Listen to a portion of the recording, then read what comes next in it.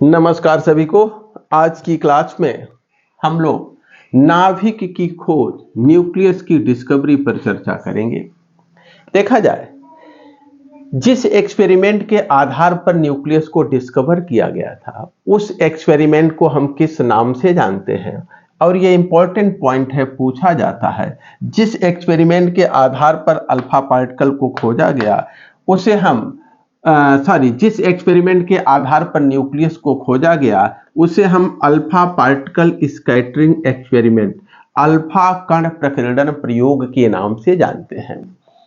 Nucleus को 1909 में 1909 में रदरफोर्ड ने डिस्कवर किया और रदरफोर्ड द्वारा ही यह experiment alpha particle scattering experiment किया गया था। देखिए, रदरफोर्ड का अल्फा पार्टिकल स्कैटरिंग एक्सपेरिमेंट क्या था। रदरफोर्ड ने एक गोल्ड की बहुत ही पतली चादर लिया।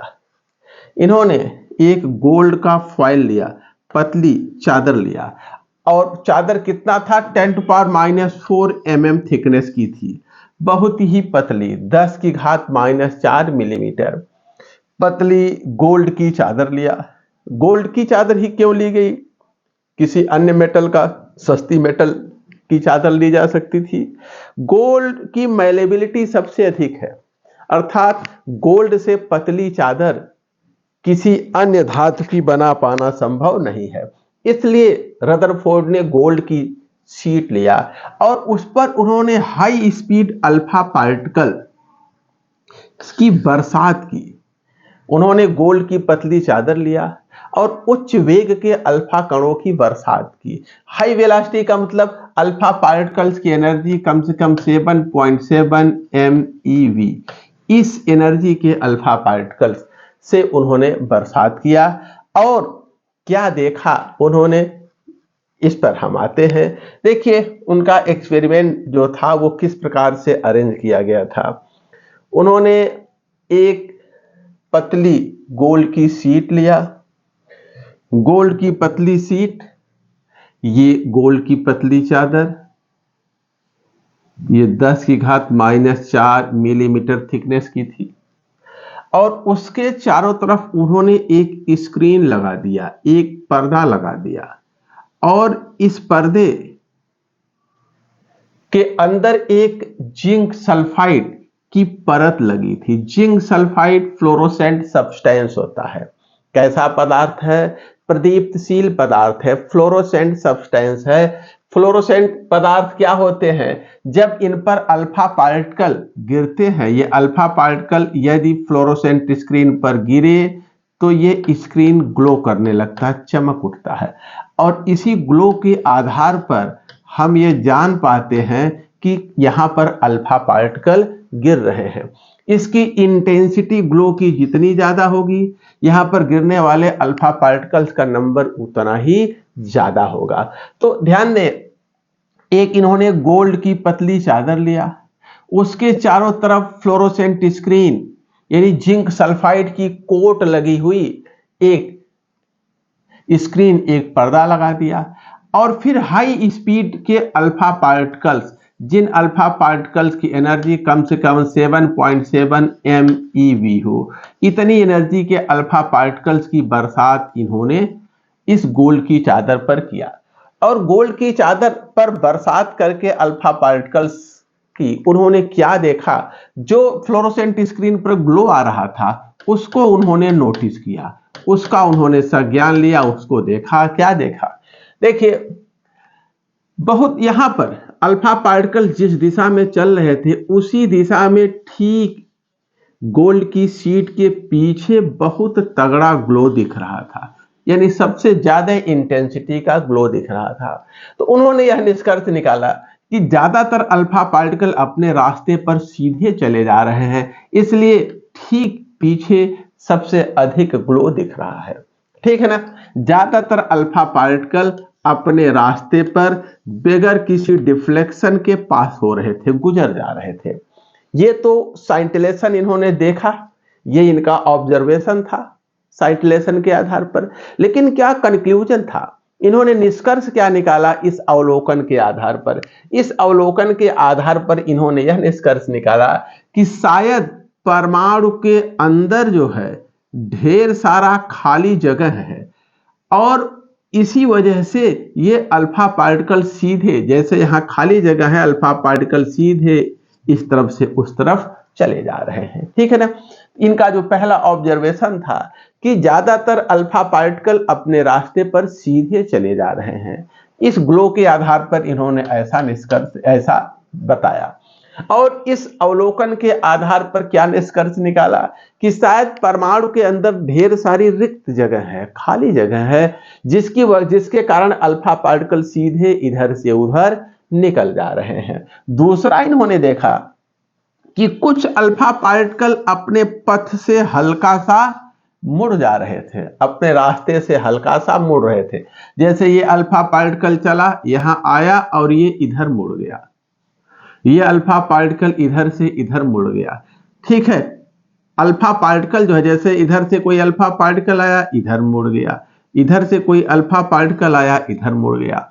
तो कुछ अल्फा पार्टिकल इधर उधर मुड़ जा रहे थे, अपने रास्ते से विक्षेपित हो रहे थे। इससे इन्होंने क्या निष्कर्ष निकाला? इन्होंने ऐसा निष्कर्ष निकाला कि शायद जो है एटम के अंदर कोई पॉजिटिव पार्टिकल है, जो कोई धनावेशित कण है, जो धनावेशित अल्फा कणों को क्या कर रहा है, प्रतिकर्षित करके उनको विक्षेपित कर दे रहा है। देखिए ये जो है न्यूक्लियस पे पॉजिटिव चार्ज, जो अल्फा कण थोड़ा दूर से है वो सीधे निकल जा रहे हैं, जो अल्फा कण नाभिक से दूर से जा रहे हैं वो निकल जा रहे हैं, जो नाभिक के थोड़ा नजदीक आ रहे हैं वो अपने रास्ते से हल्का सा मुड़ रहे हैं, जो और नजदीक है वो और ज्यादा मुड़ जा रहे हैं, जो अल्फा कण नाभिक के और नजदीक से आ रहे हैं वो और मुड़ जा रहे हैं। इस प्रकार इन्होंने देखा, इन्होंने बताया कि कुछ अल्फा कण अपने रास्ते से मुड़ रहे हैं। इसका उन्होंने कारण क्या बताया कि अल्फा कणों पर धन आवेश होता है। अल्फा पार्टिकल अगर हम देखें तो ये हीलियम का न्यूक्लियस होता है, हीलियम का न्यूक्लियस होता है, ध्यान देंगे, nucleus of helium. Alpha particle क्या होता है? हीलियम का न्यूक्लियस होता है। इसमें 2 प्रोटॉन होते हैं, 2 न्यूट्रॉन होते हैं न्यूक्लियस में, और इसके बाहर 2 इलेक्ट्रॉन होते हैं। यही जो है हीलियम है। जब इन इलेक्ट्रॉनों को निकाल देंगे, यहां से इलेक्ट्रॉन निकाल देंगे तो केवल 2 प्रोटॉन और 2 न्यूट्रॉन बचेगा न्यूक्लियस में। ये क्या हो गया? अल्फा पार्टिकल कहलाता है। ठीक है, इस पे 2 इकाई धनावेश होता है। अल्फा पार्टिकल पर इलेक्ट्रॉन निकाल दिया गया तो 2 प्रोटॉनों के बराबर धनावेश हो गया। क्योंकि अल्फा पार्टिकल धनावेशित होते हैं, इस पर 2 प्रोटॉनों के बराबर धनावेश होता है। और नाभिक पे भी धनावेश होता है।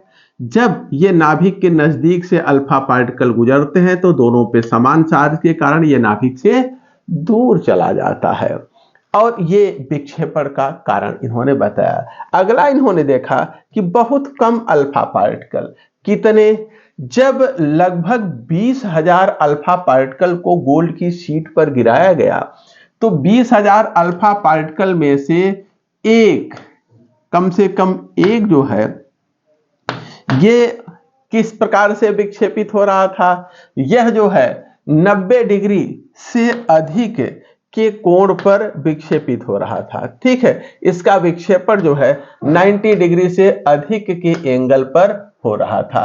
तो इससे अब इन्होंने क्या निष्कर्ष निकाला?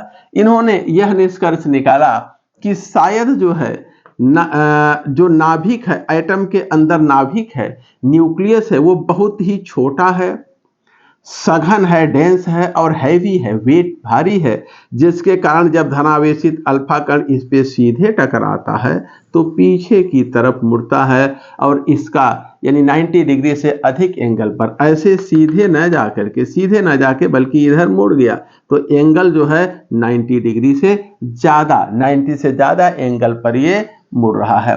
तो इनका जो तीसरा ऑब्जर्वेशन था कि 1 आउट ऑफ 20,000, 20,000 में से कम 20,000 अल्फा पार्टिकल जब गिराए जा रहे हैं तो उनमें से एक डिफ्लेक्ट बैक, पीछे की तरफ मुड़ रहा है बाई मोर देन 90 डिग्री। और इसके आधार पर इन्होंने यह निष्कर्ष निकाला कि शायद एटम के अंदर जो पॉजिटिव पार्टिकल है वो बहुत ही छोटा है, हैवी है, वेट उसका भारी है, डेंस है, सघन है, और अल्फा पार्टिकल जब उससे टकराता है तो इसलिए सीधे जब टकराता है तो पीछे की तरफ मुड़ जाता है। इसी बहुत ही छोटे, स्मॉल, हैवी, डेंस और पॉजिटिव पार्टिकल को क्या कहा गया? न्यूक्लियस कहा गया। ठीक है, इस प्रकार से न्यूक्लियस की डिस्कवरी हुई। इस एक्सपेरिमेंट से रिलेटेड कुछ अन्य बातें भी हैं, उन पे हम चर्चा कर लें क्योंकि उन पे भी सवाल पूछे जाते हैं, तो एक दो पॉइंट उन पे भी देख लिया जाए। देखिए,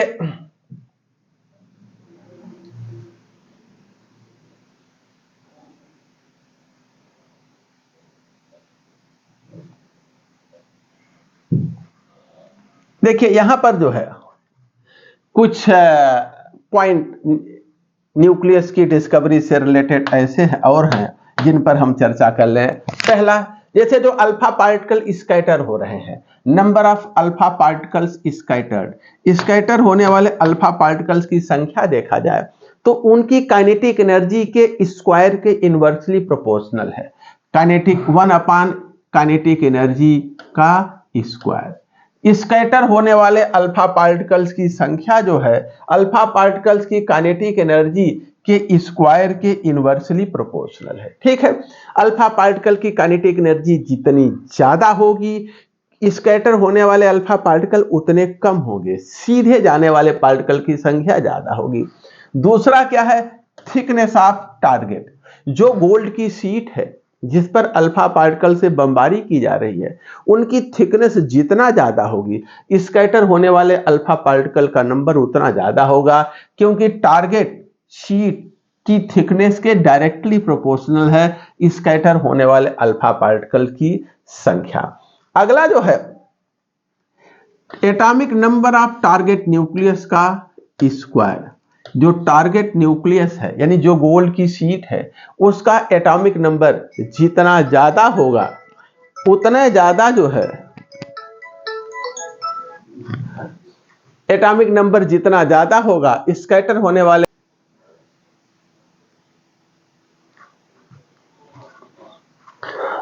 तो देखिए टारगेट न्यूक्लियस का एटॉमिक नंबर जितना ज्यादा होगा, जैसे हमने गोल्ड का शीट लिया है, गोल्ड की जगह उससे हैवी कोई मेटल की शीट ले तो स्कैटर होने उसका एटॉमिक नंबर और ज्यादा होगा, तो स्कैटर होने वाले पार्टिकल की संख्या और ज्यादा होगी। अगर एटॉमिक नंबर कम ले लें, जैसे सिल्वर की शीट ले लें, एटॉमिक नंबर कम है तो स्कैटर होने वाले पार्टिकल्स की संख्या भी कम होगी। ये एटॉमिक नंबर के स्क्वायर के डायरेक्टली प्रोपोर्शनल होता है। अगला जो है जो एंगल है डिफ्लेक्शन का, डिफ्लेक्शन के एंगल के इनवर्सली प्रोपोर्शनल होता है। Number of alpha particles scattered ये 1 अपान साइन थीटा बाई 2 की पावर 4। ठीक है, theta sine value of theta upon 2 की 4th पावर के इनवर्सली प्रोपोर्शनल होता है। ठीक है ना। अब देखिए यदि थीटा की वैल्यू 180 हो, थीटा की वैल्यू 180 अर्थात थीटा अपान 2 90 अगर है, ठीक है ना, थीटा अपान 2 90 है तो साइन 90 की वैल्यू क्या होती है? 1 होती है। जब थीटा अपान 2 की वैल्यू जब मैक्सिमम होगी, ये साइन 90 की वैल्यू 1 मैक्सिमम वैल्यू होती है, और तो जब साइन थीटा अपान 2 की पावर 4 की वैल्यू मैक्सिमम होगी तो स्कैटरिंग क्या होगी? मिनिमम होगी। तो 180 अर्थात थीटा अपान 2 इक्वल टू 90 पर स्कैटरिंग क्या होगी? मिनिमम होगी। न्यूक्लियस से टकराकर, जैसे ये न्यूक्लियस है, अल्फा पार्टिकल इससे टकराया और टकरा करके जब पूरे उसी रास्ते पर वापस आ जाए, ठीक है ना, बैक हो जाए, तो स्कैटरिंग कितने की हुई? ऐसे तो ये सीधे जा रहा था, लेकिन जब ये सीधे बैक हो गया तो स्कैटरिंग 180 डिग्री की हुई। तो जब 180 की स्कैटरिंग है तो थीटा क्या है? 180, थीटा अपॉन 2 क्या हो जाएगा 90, और साइन 90 की वैल्यू 1 होती है, मैक्सिमम होती है। जब साइन वैल्यू थीटा मैक्सिमम होगा तो स्कैटर होने वाले अल्फा पार्टिकल्स की संख्या जो है अधिकतम होगी।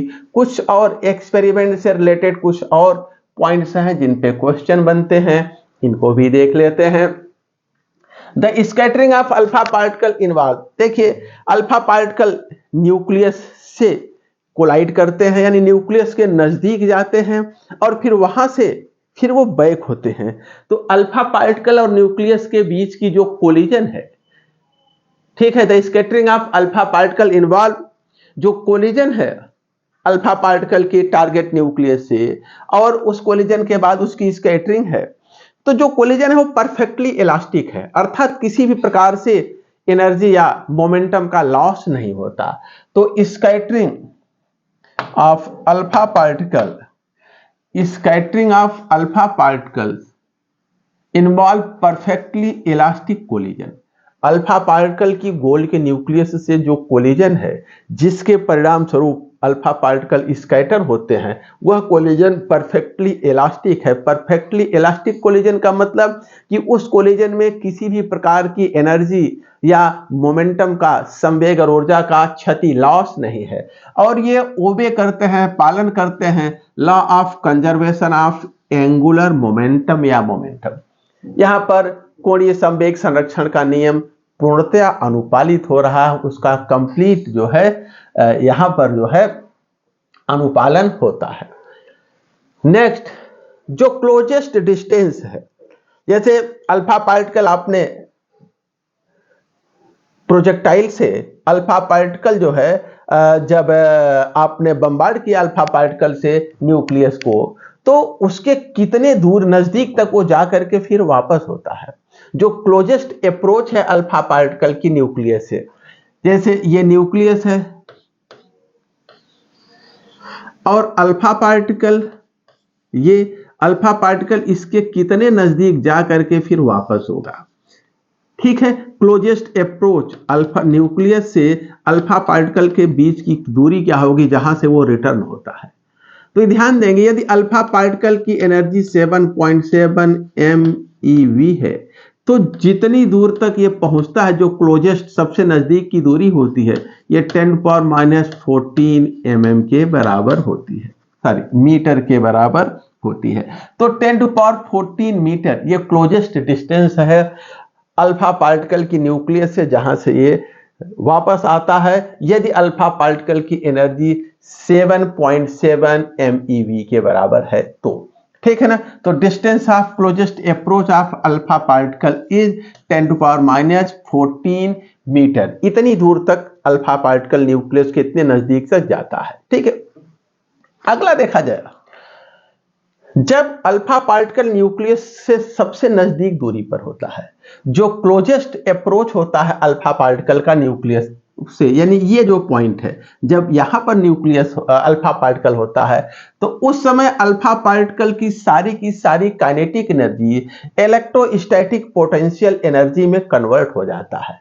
जब अल्फा पार्टिकल न्यूक्लियस से सबसे नजदीक दूरी पर होता है, अर्थात 10⁻14 मीटर पर होता है, जो क्लोजेस्ट अप्रोच है अल्फा पार्टिकल की न्यूक्लियस से, उस डिस्टेंस पर जो काइनेटिक एनर्जी है अल्फा पार्टिकल की, वो पूर्णतया कंप्लीटली कन्वर्ट हो जाती है इनटू इलेक्ट्रोस्टैटिक पोटेंशियल एनर्जी, ठीक है। अर्थात यहां पर काइनेटिक एनर्जी खत्म हो गई। जब काइनेटिक एनर्जी खत्म हो गई तो अल्फा पार्टिकल यहां रुक गया, अब फिर से रिट्रैक्ट अपने रास्ते पर पुनः वापस आता है, और जो इलेक्ट्रोस्टैटिक पोटेंशियल एनर्जी है वो फिर काइनेटिक एनर्जी में कन्वर्ट होता चला जाता है। तो at the distance of closest approach the kinetic energy of alpha particle is transformed into electrostatic potential energy।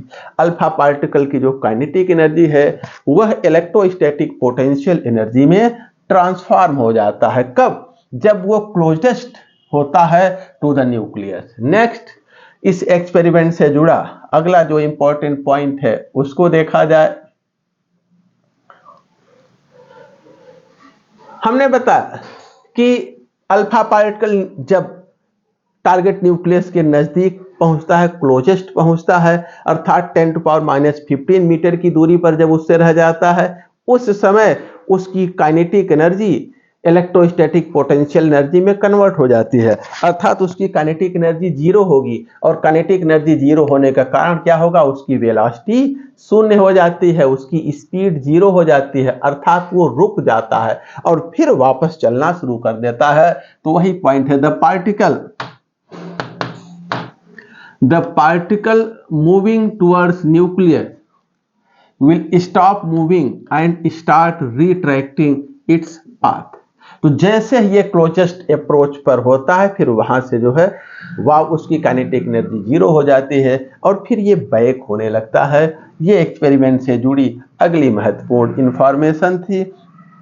Next देखा जाए आगे, अगर हम देखें तो न्यूक्लियस का जो रेडियस है, ये 1.33 into 10⁻⁻13 क्यूबिक रूट ए सेंटीमीटर होता है। रेडियस जो न्यूक्लियस का है 1.33 into 10⁻⁻13 और इंटू क्यूबिक रूट ए की पावर 1/3 सेंटीमीटर के बराबर होता है। यहाँ ए क्या है, मास नंबर है, ए इज मास नंबर, ये क्या है, मास नंबर है, ठीक है ना। गोल्ड या जो भी हमने यहाँ पर मेटल लिया है उसका मास नंबर है। तो न्यूक्लियस के रेडियस और मास नंबर में ये रिलेशन। अगला देखा जाए, अगली महत्वपूर्ण जानकारी इस एक्सपेरिमेंट से, इन सब पे क्वेश्चंस बनते हैं इसलिए इनको देखना है। देखिए जैसे ये न्यूक्लियस है, हम कहें कि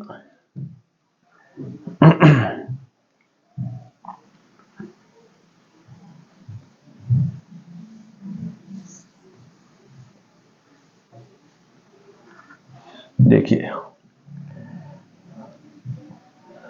सपोज कर लें कि ये न्यूक्लियस है, ठीक है, इस पे पॉजिटिव चार्ज है। अल्फा पार्टिकल कुछ तो इससे सीधे निकल रहे हैं जो थोड़ा ज्यादा दूर से हैं, इससे जो थोड़ा सा नजदीक से अल्फा पार्टिकल आ रहे हैं वो ऐसे मुड़ जा रहे हैं, जो और नजदीक से आ रहे हैं वो ऐसे मुड़ जा रहे हैं ज्यादा एंगल से, जो बहुत सीधे आ रहे हैं वो वापस चले जा रहे हैं। तो ये जो जहां से अल्फा पार्टिकल, देखिए यहां पे सीधे जा रहा है, यहां से मुड़ गया, यहां से भी मुड़ गया, और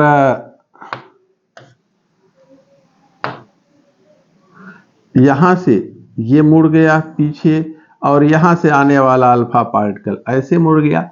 तो जहां से ये अल्फा पार्टिकल मुड़ रहे हैं, यानी ये जो सर्किल है, ठीक है ना, इतने, यानी अल्फा पार्टिकल इसके अंदर नहीं आ रहे हैं, ठीक है।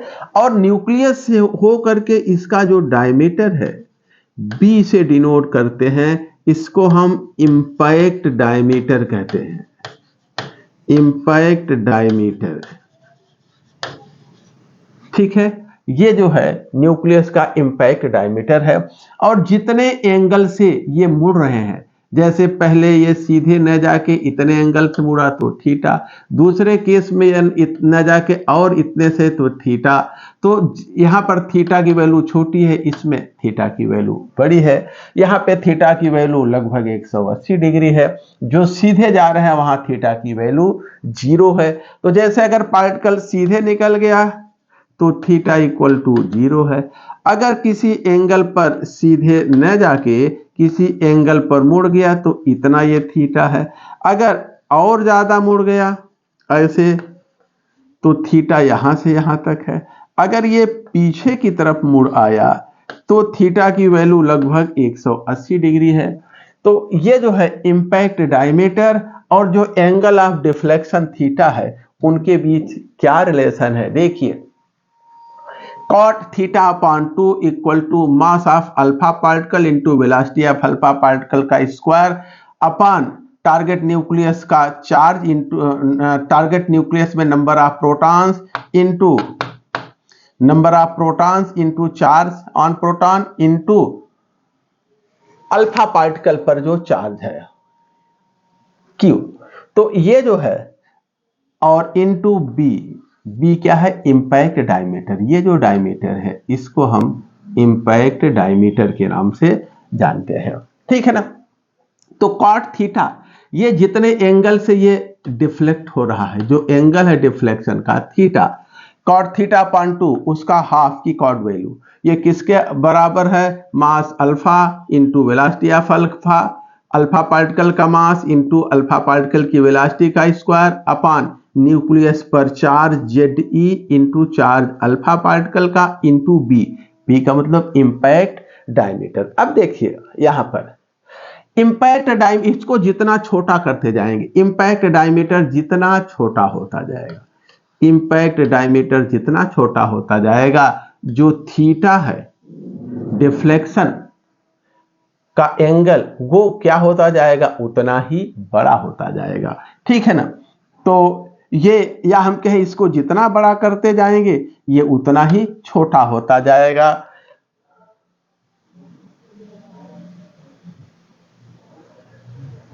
Above equation indicates that the value of impact parameter B increases as theta decreases। जैसे जैसे B की वैल्यू बड़ी होती जाएगी, जैसे न्यूक्लियस यहाँ है, इम्पैक्ट डायमीटर इतना है, ये है तो थीटा ये सीधे निकल रहा है, थीटा की वैल्यू क्या है यहाँ पर 0। लेकिन अगर जो है थोड़ा सा छोटा कर दें तो ये ऐसे मुड़ जा रहा है ना, ये थीटा की वैल्यू है अब 0 नहीं है, यहां से अगर जा रहा है तो ये टकरा के सीधे वापस हो रहा है, अर्थात जब ये 180 का हो जाएगा तो इम्पैक्ट डायमीटर लगभग 0 हो जाएगा। तो इम्पैक्ट डायमीटर जितना छोटा होगा, ठीक है ना, above equation indicate that value of impact diameter increase करती है एज थीटा डिक्रीज है। जब इम्पैक्ट डायमीटर 0 होगा तो थीटा की वैल्यू क्या होगी, 180 होगी, थीटा की वैल्यू 180 होगी, ठीक है। और पार्टिकल जो है जाएगा यहां से और सीधे टकरा के पीछे आ जाएगा, ये that is the particle moving in the direction of nucleus will deflect back in the same direction. यदि हम इम्पैक्ट डायमीटर घटाते जाएं एक पॉइंट पर ला दें, तब ये यहाँ पे जब जाएगा तो सीधे वापस आ जाएगा, अर्थात जब इम्पैक्ट डायमीटर 0 होगा लगभग तो जो एंगल ऑफ डिफ्लेक्शन है वो लगभग 180 के बराबर होगा। अगला जो इंपॉर्टेंट पॉइंट है इस एक्सपेरिमेंट से देखिए, all alpha particle approach to a target nucleus with an impact parameter। जो impact parameter है, जितने भी अल्फा पार्टिकल हैं वो कहां से कहां तक, इम्पैक्ट पैरामीटर अगर इतना है, अगर ऐसे जा रहे हैं तो इम्पैक्ट पैरामीटर क्या है, ये b के बराबर है। लेकिन अगर ये जाके सीधे यहां से वापस आ रहा है तब इम्पैक्ट पैरामीटर क्या है, 0 के बराबर, v की वैल्यू 0 के बराबर है। तो जितने अल्फा पार्टिकल्स हैं वो जो है जब टारगेट न्यूक्लियस को अप्रोच करते हैं तो उनका इम्पैक्ट डायमीटर जो है वो 0 से b के बीच में होता है, अर्थात एंगल ऑफ डिफ्लेक्शन जब यहाँ B पे है तो एंगल ऑफ डिफ्लेक्शन थीटा है, और या तो फिर थीटा से ज्यादा 180 तक होगा, थीटा से 180 तक। तो all the particles approaching the target nucleus with an impact diameter in the range of 0 to beta. अगर इम्पैक्ट डायमीटर 0 से बीटा है, कहां से कहां तक, 0 से बीटा, तो एंगल ऑफ डिफ्लेक्शन ये थीटा से 180, थीटा से 180 तक होगा, थीटा से 180, अर्थात थीटा से अधिक के बराबर या उससे अधिक, अधिक कहां तक जाएगा, 180 तक। तो जो एंगल ऑफ डिफ्लेक्शन है वो थीटा से 180 डिग्री तक जाएगा। अगर हम जो है एरिया लें, circular area, impact diameter B है, अगर हम सर्कुलर एरिया लें तो सर्कुलर एरिया इंपैक्ट का अगर हम देखें तो पाई बी स्क्वायर के बराबर होगा, जहां पे बी क्या है, रेडियस है।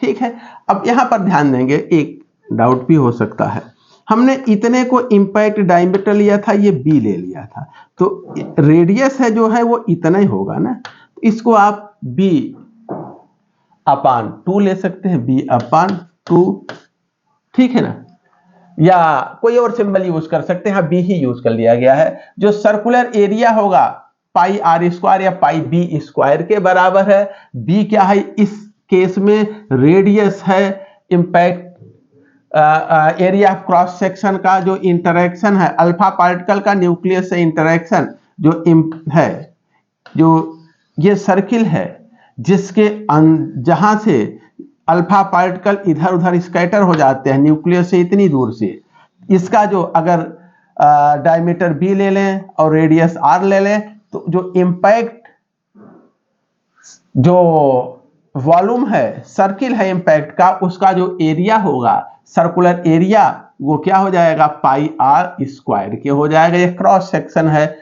अल्फा पार्टिकल का न्यूक्लियस से इंटरेक्शन से। ठीक है, अब कोई भी पार्टिकल जो न्यूक्लियस को अप्रोच करेगा वो डिफ्लेक्ट होगा कितने एंगल से, थीटा या उससे अधिक एंगल से। ठीक है, अगला, अब जितना पार्टिकल हमने गिराया उसका कितना फ्रैक्शन डिफ्लेक्ट होगा, इसको देख लीजिए। एक formula, fraction of alpha particles deflected by theta और more, fraction of alpha particle deflected by theta और मोर, कितने अल्फा पार्टिकल थीटा डिग्री या उससे अधिक से डिफ्लेक्ट हो रहे हैं, ये होता है area of cross section into thickness target nucleus का, और इनटू ये जो है number of target nuclei present per unit volume.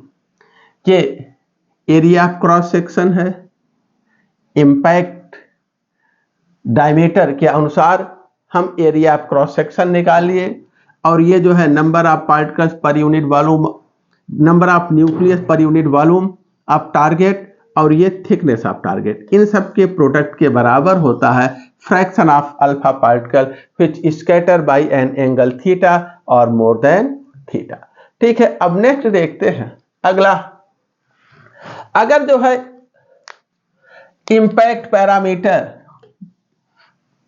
Impact parameter यदि 0 हो जाए, बी की वैल्यू 0 हो, तब थीटा क्या हो जाएगा, 180, अर्थात अल्फा पार्टिकल पीछे की तरफ आ जाएगा। ठीक है ना, और इस कंडीशन में जो काइनेटिक एनर्जी है अल्फा पार्टिकल की, वो इक्वल टू हो जाएगा इलेक्ट्रोस्टैटिक रिपल्सन एनर्जी के, कब, जब अल्फा पार्टिकल होगा कहां पर, at the closest distance D not, जो क्लोजेस्ट डिस्टेंस है अल्फा पार्टिकल का डी नॉट, जब वहां पर अल्फा पार्टिकल होगा और एंगल ऑफ डिफ्लेक्शन अगर 180 है, तो उस डिस्टेंस पर डी नॉट पर जो काइनेटिक एनर्जी है अल्फा पार्टिकल की, वो उसके इलेक्ट्रोस्टैटिक पोटेंशियल एनर्जी जो कि रिपल्सन की होगी, इलेक्ट्रोस्टैटिक रिपल्सिव एनर्जी के बराबर हो जाएगा, और अल्फा पार्टिकल वहां पे रुक जाएगा, फिर वहां से पीछे की तरफ चलना शुरू करेगा, और जो रिपल्सिव पोटेंशियल एनर्जी है वो काइनेटिक एनर्जी में कन्वर्ट होती रहेगी। ठीक है, देखिए डी नॉट जो मिनिमम डिस्टेंस है अल्फा पार्टिकल के अप्रोच का, कब, जब उसकी एनर्जी 7.7 MeV हो, तो ये होता है 3.59 इंटू 10⁻⁻14 मीटर की कोटि का होता है। जो क्लोजेस्ट अप्रोच है अल्फा पार्टिकल का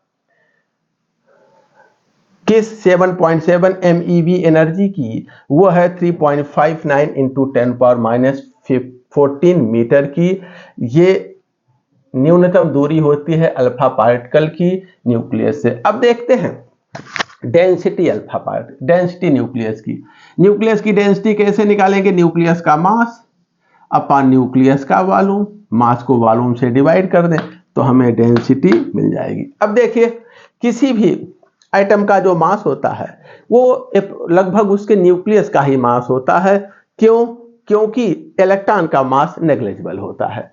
तो किसी भी न्यूक्लियस का, जैसे हम अगर सोडियम ले लें, सोडियम का मोलर मास 23 ग्राम है। ठीक है, तो इसका मतलब कि यह मास है कितने न्यूक्लियस का, 6.022 इंटू 10⁻23 जो एवोगैड्रो नंबर है उतने न्यूक्लियस का मास 23 ग्राम है। तो एक न्यूक्लियस का मास क्या होगा, हम मोलर मास यानी 23 को एवोगैड्रो नंबर से क्या करेंगे, डिवाइड करेंगे, तब हमें एक न्यूक्लियस का मास आएगा। तो हम एक न्यूक्लियस का मास कैसे निकाल सकते हैं, molar mass divided by Avogadro number. Volume यदि रेडियस न्यूक्लियस का r हो तो 4/3 पाई r³ के बराबर होगा। तो यहाँ पे फिर देखिए mass number divided by Avogadro number into 1/4/3 pi r³ r किसके बराबर होता है, अभी हमने देखा r इक्वल टू होता है 1.33 इंटू 10⁻⁻13 और a की पावर 1/3 की। तो जब r का क्यूब करेंगे इधर का भी क्यूब करेंगे तो ये तो कैंसिल होके a बचेगा और इसका क्यूब हो जाएगा। तो ये हो जाएगा 1.33 इंटू 10⁻⁻13 की पावर 3 इंटू a, ये मास नंबर है। अब ये मास नंबर इस मास नंबर से कैंसिल हो गया और पाई की वैल्यू रख के आप इसे सॉल्व करेंगे तो जो न्यूक्लियस का डेंसिटी आएगा वो 1.68 इंटू 10⁻14 ग्राम पर सीसी के बराबर होगा। तो यहाँ पर डेंसिटी 1.68 इंटू 10⁻14 ग्राम पर सीसी, ये डेंसिटी न्यूक्लियस की हमें मिल रही है। बहुत अधिक डेंसिटी है, बहुत हाई डेंसिटी है। और इस प्रकार से हम कहें न्यूक्लियस का मास बहुत अधिक होता है, वॉल्यूम बहुत छोटा है, मास बहुत अधिक होता है। अब आते हैं हम लोग इससे इस जितना टॉपिक डिस्कस किए हैं उस पे कुछ सवाल देख लेते हैं, कुछ 2-4 ऑब्जेक्टिव क्वेश्चन देखते हैं, फिर आगे बढ़ते हैं। देखिए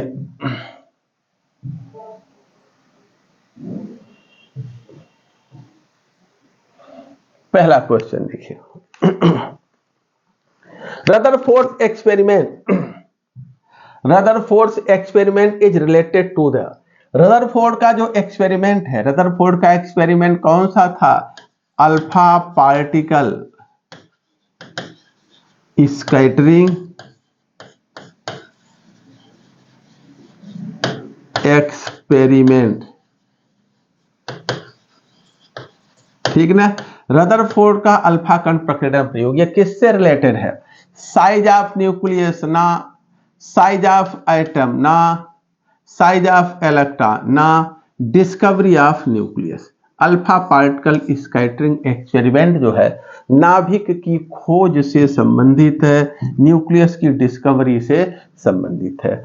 अगला दूसरा क्वेश्चन देखते हैं। During Rutherford's alpha particle scattering experiment, Rutherford के अल्फा कण प्रकीर्णन प्रयोग के समय देखिए क्या क्या बातें इसमें कही गई हैं, उनमें देखते हैं क्या सही है क्या गलत। Distance of closest approach is of the order of 10⁻⁻14 metre. Alpha particle और न्यूक्लियस के बीच की जो मिनिमम दूरी है 10⁻⁻14 मीटर की कोट की है, ये तो सही है, ठीक है। क्लोजेस्ट अप्रोच पर, at the distance of closest approach, जब अल्फा पार्टिकल न्यूक्लियस के बहुत ही क्लोज होता है उस समय kinetic energy is converted into electrostatic potential energy, ये भी बात सही है। अगला तीसरा स्टेटमेंट, पहले दूसरे तो सही है, तीसरा स्टेटमेंट क्या है इसको देखा जाए। The alpha particle moving towards nucleus, नाभिक की तरफ गति करता हुआ alpha particle will stop moving and then start retracting its path, बहुत सही है, ये भी सही है। अल्फा पार्टिकल पहले न्यूक्लियस के क्लोज जाता है, वहां रुकता है, उसकी kinetic energy electrostatic potential energy में बदल चुकी होती है, फिर रिट्रैक्ट करता है, अपने पाथ पे पुनः वापस आता है और जो इलेक्ट्रोस्टैटिक पोटेंशियल एनर्जी है वो काइनेटिक एनर्जी में बदलना शुरू कर देता है, तो ये भी बात सही है। अगला, maximum number of alpha particles went straight through the metal file, धातु की चादर से अधिकतम अल्फा पार्टिकल सीधे चले जाते हैं, ये भी सही है। अर्थात यहाँ पर सारे के सारे जो स्टेटमेंट दिए गए हैं अल्फा पार्टिकल स्कैटरिंग एक्सपेरिमेंट से संबंधित सभी सही है। अब देखते हैं next question number 3 alpha particles है। अल्फा पार्टिकल के पास होता है पॉजिटिव चार्ज। अल्फा पार्टिकल्स के पास क्या होता है? पॉजिटिव चार्ज होता है। ये ध्यान देंगे, इन पे पॉजिटिव चार्ज होता है। कितना पॉजिटिव चार्ज होता है? अल्फा पार्टिकल पर पॉजिटिव चार्ज होता है कितना? 2+4 अर्थात 2 प्रोटॉनों के बराबर इस पर पॉजिटिव चार्ज होता है। नेक्स्ट क्वेश्चन नंबर 4 देखते हैं। अल्फा पार्टिकल जो है ये हीलियम का न्यूक्लियस होता है। ये ध्यान देंगे, अल्फा पार्टिकल हीलियम का न्यूक्लियस होता है। अगला, Rutherford's alpha particle scattering experiment eventually led to the conclusion that. Rutherford के अल्फा कण प्रकीर्णन प्रयोग में अंततः हम क्या निष्कर्ष निकालते हैं? देखिए, मास एंड एनर्जी रिलेटेड होते हैं ना। मास और एनर्जी ये तो आइंस्टाइन के इक्वल टू mc स्क्वायर समीकरण से हम प्राप्त करते हैं। Electrons occupy space around the nucleus, ये बात सही है, ठीक है। इन्होंने बताया, इनके एक्सपेरिमेंट पर यह निष्कर्ष निकाला गया कि एटम के सेंटर पर छोटा सा पॉजिटिव पार्टिकल अर्थात न्यूक्लियस होता है और उसके बाहर ढेर सारा स्पेस होता है जिसमें इलेक्ट्रॉन रहता है, ठीक है। उस स्पेस को इलेक्ट्रॉन ऑक्युपाई करता है। Electron occupy space around the nucleus, ठीक है ना। ये दूसरा विकल्प सही है।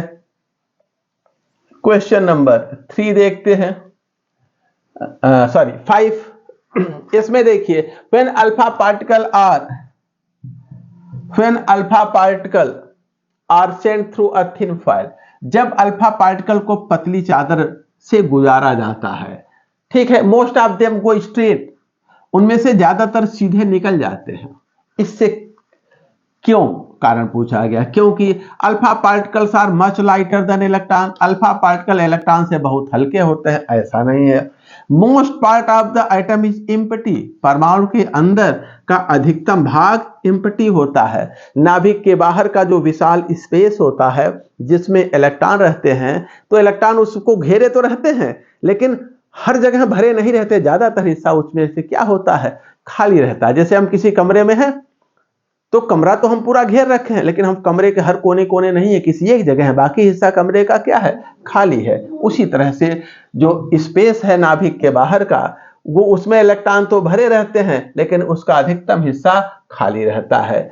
अगला, in Rutherford's experiment discovery of nucleus when thin foil of metal were bombarded, alpha particle experiment में, रदरफोर्ड के अल्फा कण प्रकीर्णन प्रयोग में जिसके आधार पर नाभिक की खोज हुई, उसमें जब हम मेटल की धातु की पतली चादर को बम्बार्ड करते हैं अल्फा पार्टिकल से, तो क्या होता है? उनमें से अधिकतम अल्फा पार्टिकल अपने रास्ते से सीधे चले जाते हैं। बात सही है, ठीक है। सारे के सारे अल्फा पार्टिकल निकल जाते हैं ऐसा नहीं है, ज्यादातर निकलते हैं। ज्यादातर इनका कहना है कि थोड़ा सा डिफ्लेक्ट होते नहीं, कुछ डिफ्लेक्ट होते हैं, ठीक है। ज्यादातर निकल जाते हैं, कुछ डिफ्लेक्ट होते हैं, और इनका कहना है कि ज्यादातर जो है पीछे चले आते हैं। ये भी बात गलत है। तो कौन सा विकल्प सही है? पहला वाला। पहला वाला विकल्प क्या था? Most of the alpha particle जो है ये पास होते हैं विदाउट एनी डिफ्लेक्शन। ज्यादातर अल्फा पार्टिकल अनडिफ्लेक्टेड चले जाते हैं। ए विकल्प, most of the alpha particle pass through the metal foil without any deflection, यानी कि सीधे चले जाते हैं। तो ये रहा, आज हम लोगों ने न्यूक्लियस की डिस्कवरी से रिलेटेड रदरफोर्ड का अल्फा पार्टिकल एक्सपेरिमेंट देखा। एक्सपेरिमेंट क्या था, उसके आधार पर क्या कंक्लूजन उन्होंने निकाला न्यूक्लियस को लेकर के, और अन्य जो उस एक्सपेरिमेंट से जुड़ी अदर बातें थी उन पे चर्चा किया। कुछ इस पे 2-4 क्वेश्चन देखा, और यहां से आज की क्लास खत्म करते हैं। यहां से नेक्स्ट जो है अगला टॉपिक लिया जाएगा।